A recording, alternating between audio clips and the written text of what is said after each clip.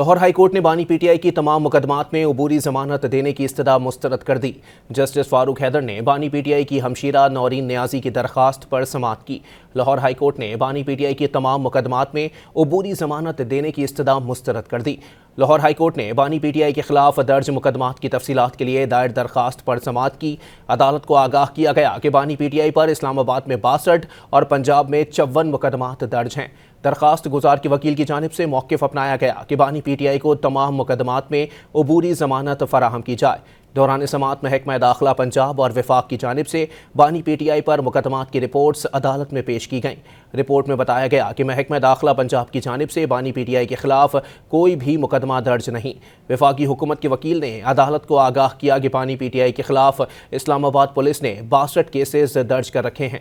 پنجاب کے وکیل نے بتایا کہ صوبے کی حدود میں بانی پی ٹی آئی کے خلاف 54 مقدمات درج ہیں۔